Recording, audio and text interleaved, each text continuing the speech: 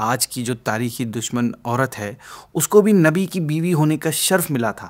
Last video میں ہم نے جس عورت کی اسلام دشمنی کے بارے میں سنا تھا اس کا نام تھا وائلہ۔ آج ہم جس کے بارے میں ڈسکشن کریں گے اس کا نام ہے واحلہ ہا کے ساتھ۔ یہ اللہ پاک کے نبی، اس دنیا میں بھیجے جانے والے پہلے رسول آدم ثانی حضرت نوح علیہ السلام کی بیوی تھی۔ واحلہ ایک بد نصیب عورت تھی۔ یہ اپنی کافر قوم کے سامنے آپ علیہ السلام کے خلاف باتیں کرتی تھی۔ اس کی قوم دنیا کی بدترین قوموں میں سے ایک تھی۔ قوم کا معاملہ یہ تھا کہ حضرت ادریس علیہ السلام کے آسمانوں پر جانے کے بعد لوگوں میں آہستہ آہستہ بت پرستی پھیلنا شروع ہو گئی تھی۔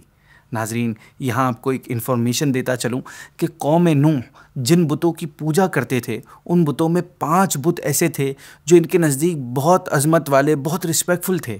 ان میں سے پہلے کا نام وت تھا اور یہ مرد کی صورت میں، مرد کی شکل میں تھا۔ دوسرے کا نام سوا تھا، یہ عورت کی صورت میں تھا۔ تیسرے کا نام یغوث تھا اور یہ شیر کی شکل کا تھا۔ چوتھے کا نام یعوق تھا، یہ گھوڑے کی شکل میں بنا ہوا تھا۔ اور 5ویں کا نام نصر تھا اور یہ گدھ کی شکل کا بنا ہوا تھا۔ کچھ کتابوں سے پتہ چلتا ہے کہ یہ بت حضرت نوح علیہ السلام کی قوم سے ہی عرب میں پہنچے تھے اور مشرکین کے قبیلوں میں سے ایک ایک نے ایک ایک بت کو اپنے لیے چن لیا تھا۔ جیسا کہ حضرت عبداللہ بن عباس رضی اللہ تعالیٰ عنہ فرماتے ہیں کہ ان بتوں کو طوفان نے مٹی میں دفن کر دیا تھا تو وہ اس وقت سے دفن رہے یہاں تک کہ شیطان نے عرب کے مشرکین کے لیے انہیں زمین سے نکال دیا۔ قرآن مجید میں بھی ان 5 کا نام ذکر کیے گئے ہیں۔ ان بتوں کے بارے میں یہ بھی آتا ہے کہ 5 قوم کے نیک آدمیوں کے نام پر تھے۔ جب وہ انتقال کر گئے تو شیطان نے ان کے دلوں میں یہ بات ڈال دی کہ جن جگہوں پر وہ اللہ والے بیٹھا کرتے تھے وہاں ان کے بت بنا کر رکھ دو اور ان بتوں کے نام بھی ان نیک لوگوں کے نام پر ہی رکھ دو۔ لوگوں نے عقیدت کے طور پر ایسا کر دیا لیکن ان کی پوجا نہیں کرتے تھے۔ جب وہ لوگ دنیا سے چلے گئے اور علم بھی کم ہو گیا تو ان بتوں کی پوجا ہونے لگ گئی۔ خیر، ہم اپنے ٹاپک پہ واپس آتے ہیں کہ جب کفر و شرک میں پڑے ان لوگوں کی ہدایت اور رہنمائی کے لیے اللہ پاک نے حضرت نوح علیہ السلام کو رسول بنا کر بھیجا۔ اللہ پاک نے آپ علیہ السلام کو یہ حکم دیا کہ وہ اپنی قوم کو عذاب الہی سے ڈرائیں کہ اگر وہ لوگ ایمان نہ لائے تو ان پر دنیا میں بھی خوفناک عذاب آئے گا اور آخرت میں بھی دردناک عذاب ملے گا۔ آپ علیہ السلام نے اللہ کے حکم پر عمل کرتے ہوئے قوم سے فرمایا کہ اے میری قوم، میں تمہیں اللہ پاک کے عذاب سے بہت کھلے انداز میں خبردار کر رہا ہوں اور ڈرا رہا ہوں اور تمہیں کہہ رہا ہوں کہ اللہ پاک کی توحید پر ایمان لے آؤ، شرک نہ کرو اور خدا کے غضب سے بچنے کے لیے اس کی نافرمانی سے دور رہو۔ آپ علیہ السلام کی تبلیغ کے جواب میں قوم نے نافرمانی کی، آپ علیہ السلام کو جھوٹا قرار دے دیا، توحید کو ماننے اور شرک کو چھوڑنے سے انکار کر دیا اور اس کے علاوہ دھمکی بھی دے دی کہ اگر آپ اپنی نصیحت اور دین کی دعوت سے باز نہ آئے تو ہم آپ کو پتھر مار مار کر قتل کر دیں گے۔ اس انکار اور دھمکیوں کے ساتھ آپ علیہ السلام کی شان میں گستاخانہ جملے بھی کہنے لگے کہ یہ پاگل ہیں معاذ اللہ۔ گویا حضرت نوح علیہ السلام کو فزیکلی، ایموشنلی، مینٹلی ہر طرح سے تکلیف پہنچانے کی ان نافرمانوں نے کوششیں کی۔ ناظرین، قوم کی ان تمام گستاخیوں میں آپ علیہ السلام کی بیوی یعنی واحلہ کا بھی رول تھا، کیونکہ یہ بھی اپنی قوم کی طرح آپ علیہ السلام کی دشمن تھی اور اس کی دشمنی کا اندازہ اس بات سے لگائیے کہ یہ ہمیشہ اپنی قوم میں آپ کے خلاف جھوٹا پروپیگنڈا کرتی رہتی تھی اور آپ علیہ السلام یعنی اس طرح کہتی تھی کہ معاذ اللہ آپ مجنون ہیں اور پاگل ہیں، ان کی بات نہ مانو۔ ایک دفعہ اس نے حضرت نوح علیہ السلام سے پوچھا کہ کیا آپ کا رب آپ کی مدد نہیں کرے گا؟ آپ نے فرمایا ہاں ضرور کرے گا۔ تو وہ کہنے لگی تو کب کرے گا؟ آپ علیہ السلام نے فرمایا کہ جب تور سے پانی ابلے گا تو یہ نشانی ہوگی کہ اللہ پاک میری مدد فرما رہا ہے۔ ناظرین، آپ علیہ السلام سے بات کر کے یہ اسلام دشمن عورت اپنی قوم کے پاس گئی اور معاذ اللہ آپ کا مذاق اڑاتے ہوئے کہنے لگی کہ اے لوگو، اللہ کی قسم وہ یعنی حضرت نوح علیہ السلام مجنون ہے۔ تو اس طرح یہ آپ علیہ السلام کی بیوی ہوتے ہوئے بھی لوگوں کو آپ کے خلاف بھڑکاتی تھی۔ یعنی ایک طرف تو وہ اسلام دشمن تھی ہی اور دوسری طرف وہ ایک کم ظرف اور بد اخلاق بیوی بھی تھی جسے اپنی زندگی کے قیمتی ترین رشتے کا بھی کوئی لحاظ نہ تھا۔ یہ ان کی باتیں لوگوں کو بتاتی تھی جس کے بعد وہ آپ علیہ السلام کو مزید تکلیفیں پہنچاتے تھے۔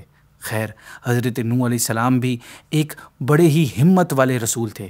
آپ علیہ السلام نے دعوت دین کی خاطر اپنی تمام تکلیفوں کو برداشت کیا۔ آپ علیہ السلام اپنی قوم میں 950 سال رہے، 950 ایئرس۔ اس پورے ٹائم پیریڈ میں آپ نے اپنی قوم کو توحید اور ایمان کی دعوت دینے کا عمل جاری رکھا اور ان کی طرف سے پہنچنے والی سختیوں اور ایذاؤں پر، تکلیفوں پر صبر کیا۔ جب قوم اپنی حرکتوں سے باز نہ آئی اور ایمان لانے کے بجائے کفر پر اڑی رہی، تو اللہ پاک نے آپ علیہ السلام کی طرف وحی بھیجی کہ آپ کی قوم کے جن لوگوں کو ایمان قبول کرنا تھا وہ تو ایمان قبول کر چکے، ان کے علاوہ جو لوگ اپنے کفر پر ہی قائم ہیں وہ اب کسی صورت ایمان قبول نہیں کریں گے۔ اس لیے اس لمبے عرصے کے دوران کفار کی طرف سے آپ کو جو تکلیفیں اور اذیتوں کا سامنا ہوا ہے ان پر غم نہ کریں۔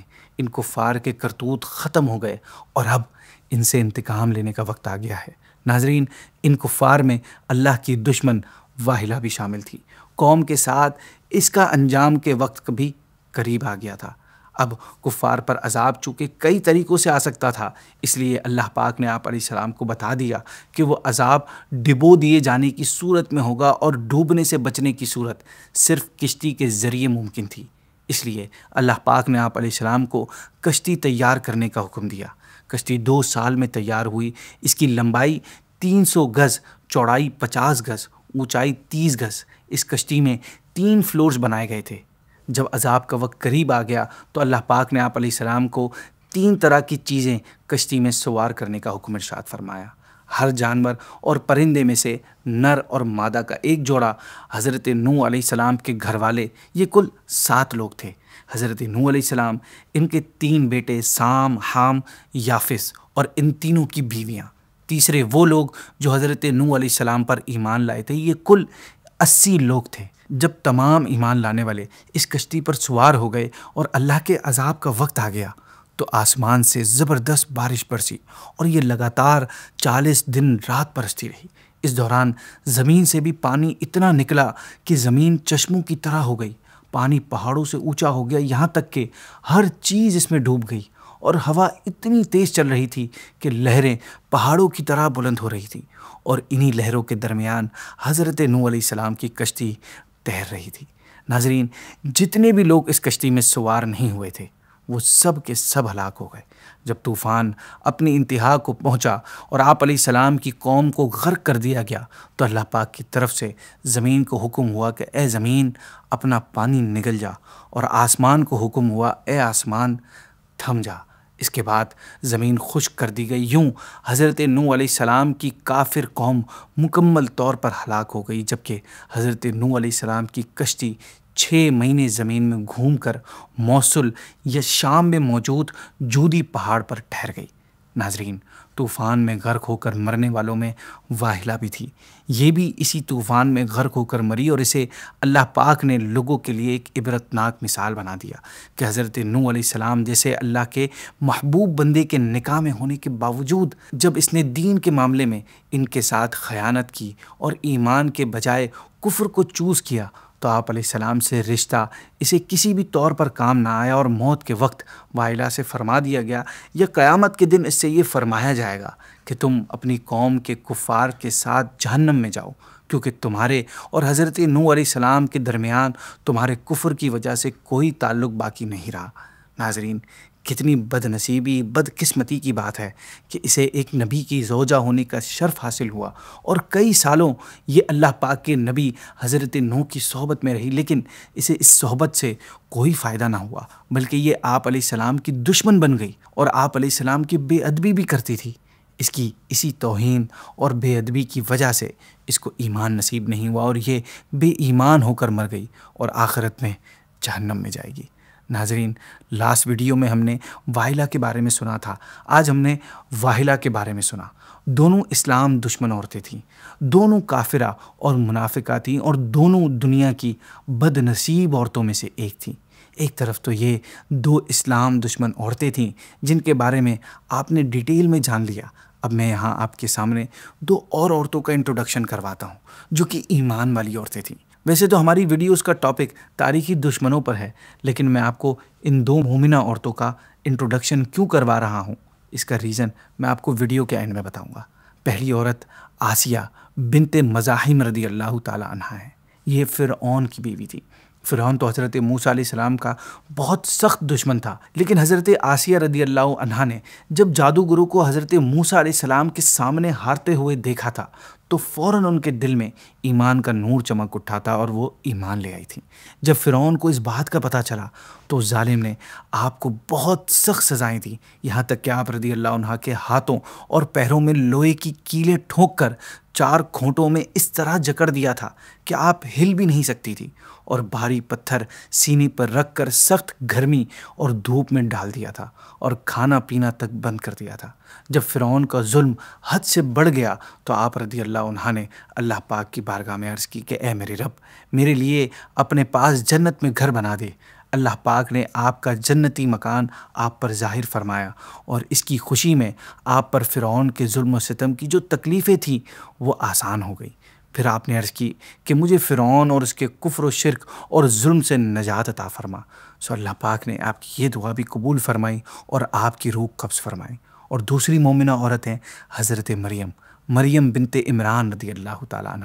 یہ حضرت عیسیٰ علیہ السلام کی والدہ ہیں۔ چونکہ حضرت عیسیٰ علیہ السلام بغیر والد کے معجزے کے طور پر پیدا ہوئے تھے، اس لیے حضرت مریم کی قوم نے آپ رضی اللہ عنہ کو تانے دے کر بہت زیادہ تکلیفیں پہنچائی تھی، مگر آپ نے ہمیشہ صبر کیا، اور پھر صبر کی وجہ سے اللہ پاک نے آپ کو بہت بلند مرتبہ عطا فرمایا۔ اللہ پاک نے قرآن مجید میں آپ کی بار بار تعریف فرمائی اور پوری صورت آپ کے نام پر نازل فرمائی ہے، اور یہ ایک خاص شان ہے آپ کی کہ آپ کے علاوہ قرآن پاک میں کسی عورت کا نام نہیں ہے، اور آپ جنت میں نبی کریم صلی اللہ علیہ وسلم کی ازواج میں سے ہوں گی۔ اب رہی بات یہ کہ میں نے ان 2 خوش نصیب عورتوں کا ذکر آج کی ویڈیو میں کیوں کیا، تو اس کا ریزن یہ ہے کہ اللہ پاک نے ان 4 خواتین کا ذکر قرآن پاک میں ایک ساتھ کیا ہے۔ اللہ پاک قرآن مجید میں سورہ تحریم میں فرماتا ہے، جس کا ترجمہ ہے، اللہ نے کافروں کے لیے نوح کی بیوی اور لوط کی بیوی کو مثال بنا دیا۔ وہ دونوں ہمارے بندوں میں سے 2 صالح بندوں کے نکاح میں تھیں، پھر ان دونوں عورتوں نے ان سے خیانت کی تو وہ صالح بندے اللہ کے سامنے انہیں کچھ کام نہ آئے، اور فرما دیا گیا کہ جانے والوں کے ساتھ تم بھی جہنم میں جاؤ۔